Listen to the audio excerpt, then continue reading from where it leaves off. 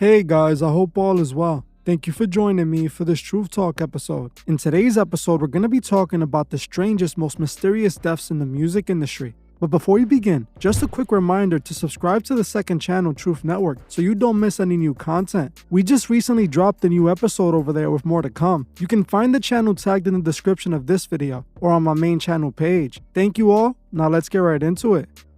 For the most part, death is a mystery. No one knows when their day would truly come. However, after people pass away, the living usually are able to determine what caused the person's demise. Rarely do we see instances of a person passing away and the cause being a mystery. I mean, it does happen, but not as often as usual. After an autopsy, the cause of a person's passing is usually revealed. But what happens in situations where the autopsy doesn't reveal the truth of what happened? For some reason, this tends to happen often within the music industry, with several famous artists passing away mysteriously, leaving fans simply wondering what really happened to their favorite artists. In today's episode, we will be looking at a few examples of artists whose deaths are shrouded in mystery, and I'll give my thoughts on what I believe really happened to them. The first artist we're going to be talking about is Speaker Knockerz. For those who don't know, Speaker Knockerz was a 19-year-old rising rapper who was born in New York City. He was starting to see viral success with his music before his passing in his South Carolina home in 2014.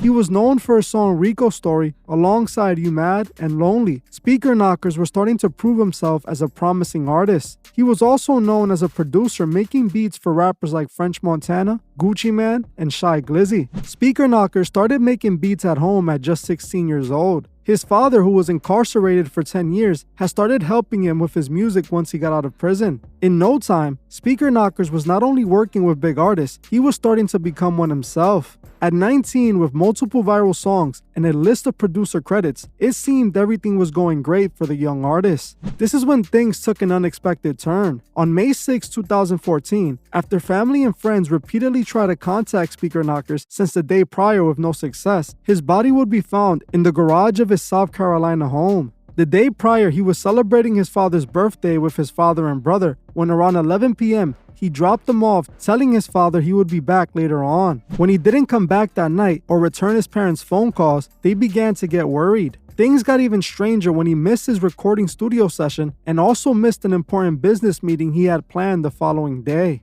His mother called the police in hopes of them locating her son, but Speaker Knockerz was already gone in his garage. His family and fans were shocked and left with so many questions, with the most important one being what happened to the young rapper. To this day, the family hasn't revealed his cause of death, remaining a mystery for over 9 years. It was speculated that Speaker Knockerz had developed an addiction and his substance use is what caused his passing, but this was never proven. It was also speculated that he passed from natural causes, claiming that he just had a heart attack out of nowhere, which honestly doesn't happen that often to a 19-year-old. This theory was also unconfirmed. Speaker Knockerz's mother recently did an interview on the Drea O Show where she briefly touched on her son's passing. She claimed that the rumors of her son passing were all false, stating that his passing had nothing to do with substances or a heart attack. When they did their search, according to reports, they ended up finding him in the garage. When they called you and let you know what was going on, what was going through your head? Well, when they called me, I don't know. I just couldn't believe it, but it just was really rough. But to be honest, like, I really don't like to talk about that portion of, Derek's life just yet, about his death. I really don't, anything else I don't mind, but just that, like, it's a little rough because it's just hard. And then I just don't, know that his dad or his brother wants me to talk about that this time. But I will tell you that, I've learned a lot, listening to and reading some of the things that people say.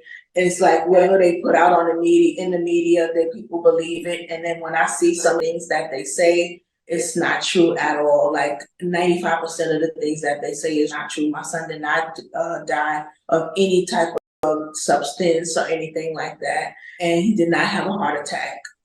But I just, want to clear that up. That's not what happened to him. And when I see things like that, so that's why when I see things in the media now, I don't even believe it until I know for sure that it's a reliable source, because people just put things out there and just because it sounds good or it's negative, they believe it. As you heard for yourself, she denied all the rumors about her son's passing being spread all over the internet. Even though she didn't elaborate on what happened to him, she stated that what is being said is false, yet she's not comfortable talking about what really happened. 9 years later, his fans are still asking what really happened to Speaker Knockerz. I myself, while researching, couldn't really find nothing solid on his passing. Since Speaker Knockerz was on the rise and still wasn't a megastar, there wasn't that much information available on him. What I did find was this photo of him where we can see him doing the one eye symbolism. He can also be seen wearing what appears to be a pyramid chain, which we know the pyramid also points to the Masonic order. Seeing this caught my attention, and when you add this with all the overnight success he was starting to see, to me, it all points to the Masonic order. We know artists who show Masonic imagery are usually Masonic puppets. We also know that just about all big artists in the industry took the oath, and it was definitely looking like Speaker Knockerz was going to be a big artist. Something I found interesting was that Speaker Knockerz started seeing success after his father came home and started helping him with music. His father did 10 years in prison and managed to come out and help his son blow up in the music industry. This was interesting to me since his father wasn't a successful artist before going to prison. What I do know is that a lot of people learn a lot about the occult and Freemasonry within prison as they read books about it. So I wouldn't be surprised if Speaker Knockerz's father learned about the occult in prison and used it to help his son. When looking into his come-up story, it states his father played the role in crafting his music and beats. Speaker Knockerz had collaborated with big artists before he had any fame, which to me is a big red flag. These details always tells us there's more going on behind the scenes. As of right now, it appears the family of Speaker Knockerz are receiving the royalties made from his music. They were the ones with the most to gain from his passing. It's also strange how the family refuses to tell the world what really happened to him. 9 years after the situation happened, it still remains a mystery, with the parents choosing to keep it that way. That just comes off strange to me. Now, I'm not accusing the parents of being the ones that took Speaker Knockerz out, but I am saying that we never know. The next artist we're going to be talking about is Capitol steezz. Capitol steezz was a 19-year-old rapper from Brooklyn, New York, a part of the collective Pro Era that is famous due to Joey Badass. Back in 2012, he was on the rise with his fellow Pro Era members, dropping popular songs like Free the Robots and Survival Tactics. Capitol steezz started rapping as a teen, dropping his first project, The Yellow Tape, with his close friend Jack the Rhymer. In 2011, Capitol steezz and a producer friend of his named Powers Pleasant created the rap group Pro Era. Joey Badass and other members joined instantly as they were all friends. On February 23, 2012, Capitol steezz and Joey Badass would release their viral song called Survival Tactics. This song took off, receiving plenty of love from the hip-hop blogs, jump-starting their rap careers. steezz' career would make it to the next level when in 2012, Pro Era signed a major record deal with Cinematic Music Group, a label under Sony Records. steezz and Joey Badass were gaining fans at a rapid pace, proving that the group was going to be a massive success one day. What's crazy about all of this is that the same year that Capitol steezz signed a major record deal and was climbing in the industry, it would end up being the same year he would pass away. On December 24, 2012, on Christmas Eve, Capitol steezz did the unthinkable when he ended it all after leaping off the roof of the Cinematic Music Group building in New York City. The building belonged to the same record label they had signed earlier that year too.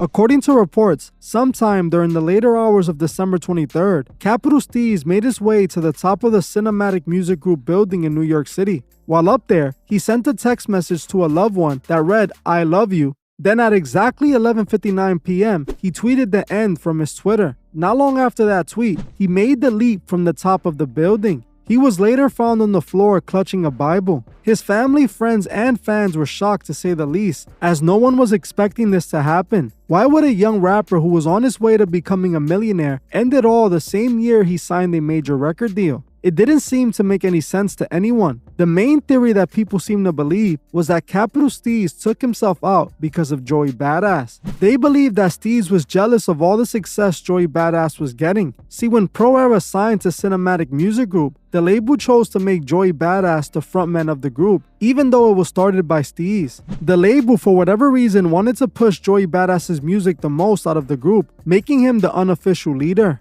Joey Badass would get free clothes and also get interviewed way more than Capitol Steezz, all while Capitol Steezz was being pushed to the background. Things only got worse when the record label decided to promote the group's upcoming tour by calling it Joey Badass and Pro Era. This made Steezz furious, as Joey was getting all the recognition he felt he deserved. According to some sources online, Steezz told the Pro Era members that he would be ending it all by leaping off the Capitol building the day before he did it. The very next day, he did exactly what he said he was going to do. I myself actually don't buy this theory at all, as what I believe happened to Steezz is much more sinister than what is told. See, after looking into Capitol Steezz, I quickly learned that he was an occultist, and at the young age of 19, he was already practicing ritual magic. See, Capitol Steezz believed himself to be an indigo child. Indigo children are supposed to possess special, unusual, and sometimes supernatural abilities. He believed that he was a chosen one and believed he was smarter than everyone else in the world. He also believed he was sent to save the world, as he was convinced the world would end in 2047.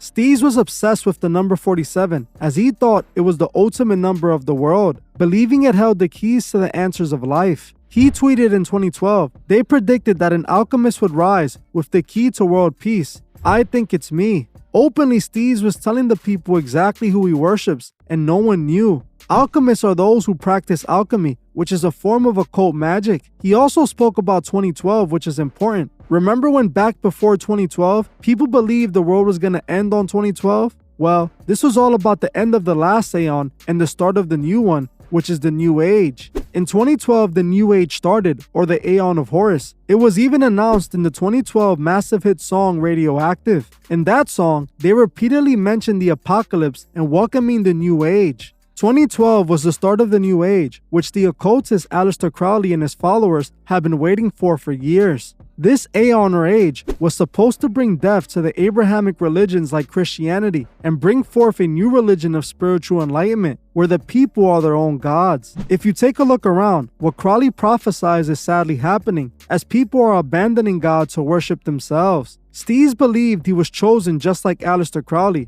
and he believed that he needed to pass in order to be reborn and save the world in 2047. Something that very few people know about Steezz was that he was a worshiper of the goat demon Baphomet. The reason I know this is because he has several pictures where he can be spotted wearing a Baphomet shirt. In this picture, he even has Salve written on his arm. Salve Coagla is actually tattooed on Baphomet's forearm, the same place Steezz is showing it. If you watch this channel often, you should know what Baphomet is and how the Masons are connected to it. So many celebrities show love to Baphomet because it's the demon they worship. Capitol Steezz even tweeted out that he himself was Baphomet. It's obvious Steezz was an occultist who took the oath, and I am confident his passing is related to his occult practices. Steezz technically passed away on December 23, 2012. His passing is listed as the 24th because he was found after 12 a.m., which would have made it the next day. But Steezz wanted it to be on the 23rd because the date was 12/23/12, which when added up equals to 47, the same number he was obsessed with. It's apparent to me that Steezz had gotten himself into something he couldn't handle. Still to this day,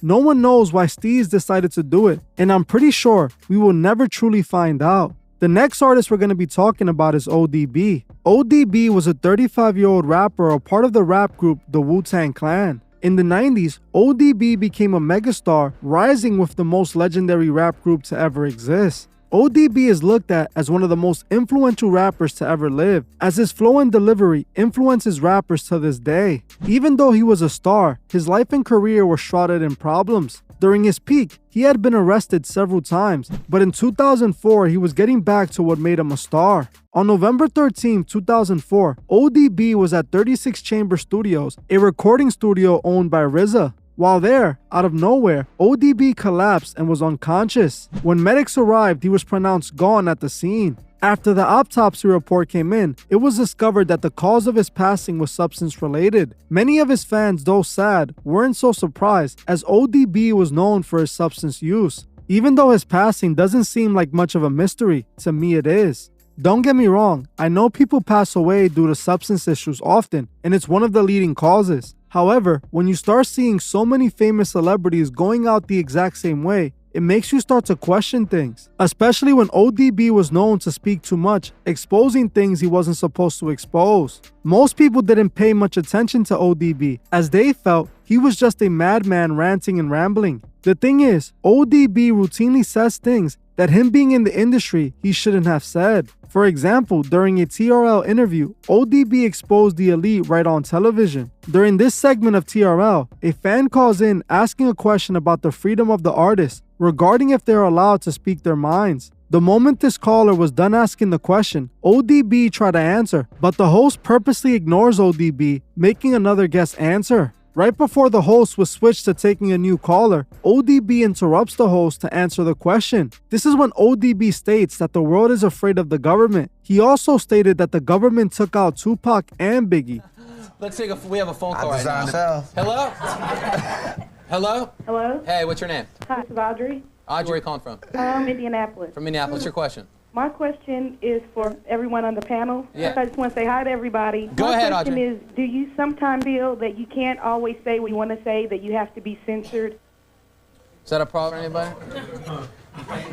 Cannabis, what do you think about that? Cannabis, that's a part of making a record. Because when you go in the studio, I mean, you can write your lyrics, you can say what you want to say, you may put a sticker on the CD, but ultimately your fans are going to hear what's really, really on your mind. And people around you that can support that. We have another call. Hello? Yes. Hold on, man. I got to say Wait, something hold on. about Go, that. Jesus.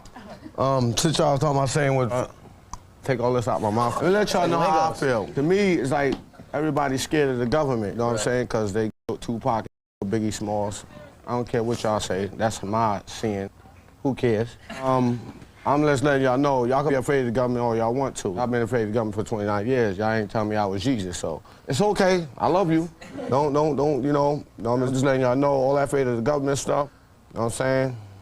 That's dead in my life, man, because I got special things to put on people.